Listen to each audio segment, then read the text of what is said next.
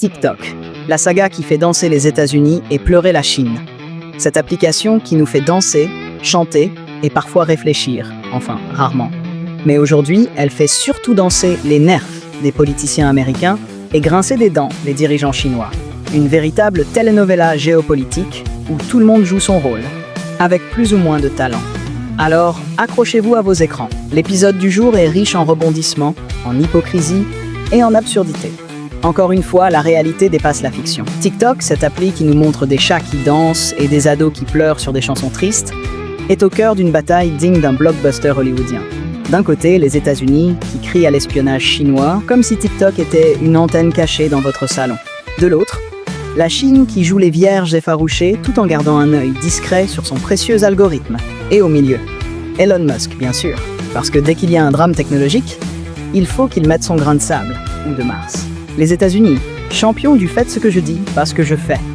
Les Américains, ces grands défenseurs de la liberté d'expression, sauf quand ça ne les arrange pas, ont décidé que TikTok était une menace pour la sécurité nationale. Pourquoi ? Parce que l'application est chinoise, et que tout ce qui vient de Chine est forcément suspect. Sauf l'iPhone, évidemment. Là, on ferme les yeux. En avril 2023, le Congrès américain a donc voté une loi obligeant ByteDance, la maison mère de TikTok, à vendre sa branche américaine avant janvier 2025. Sinon, interdiction totale.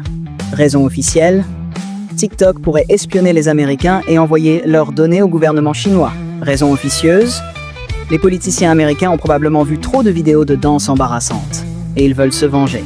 Mais voilà, TikTok, ce n'est pas n'importe quelle application. Avec 170 millions d'utilisateurs aux États-Unis, c'est un peu comme si on interdisait le café à Seattle. Les ados américains risquent de faire une crise existentielle. Et les influenceurs, devoir retourner à un vrai travail. Horreur absolue. Côté chinois, on joue la carte de l'indignation. Comment osent-ils interdire notre application, s'exclament-ils, tout en surveillant de près leur grande muraille numérique. ByteDance, la société derrière TikTok, a admis que certains employés avaient espionné des journalistes. Mais bon, c'était juste pour rigoler. Pas pour espionner, vous comprenez ? La Chine a même modifié ses lois sur les exportations pour protéger l'algorithme de TikTok. Le secret de son succès. Parce que oui, cet algorithme, c'est un peu comme la recette du Coca-Cola, mais en plus addictif. Et là, surprise, rumeur du jour. La Chine envisagerait de vendre TikTok à Elon Musk. Oui, le même Musk qui tweet des mèmes à 3h du matin et qui veut coloniser Mars. Pourquoi lui ? Parce qu'il est riche. Qu'il a de bonnes relations avec Trump. Et qu'il adore jouer les sauveurs de l'humanité, ou des réseaux sociaux au moins. Donc, Elon Musk, l'homme qui a déjà Twitter, ou X comme il l'appelle maintenant parce que c'est plus mystérieux, pourrait bien ajouter TikTok à sa collection. Imaginez, un monde où Musk contrôle à la fois les débats politiques sur X et les danses de chat sur TikTok. On est à 2 doigts de la dystopie. Mais pourquoi les Chinois voudraient-ils vendre à Musk ? Parce qu'il est proche de Trump, évidemment. Et parce que Tesla a une usine géante en Chine. Bref, Musk est un allié précieux. En gros, c'est un peu comme si la Chine disait « Tiens, prends TikTok, mais fais attention à nos intérêts, hein ». Cependant, Musk n'a pas encore commenté ces rumeurs. Peut-être qu'il est trop occupé à tweeter des blagues sur Dogecoin ou à préparer son prochain voyage dans l'espace.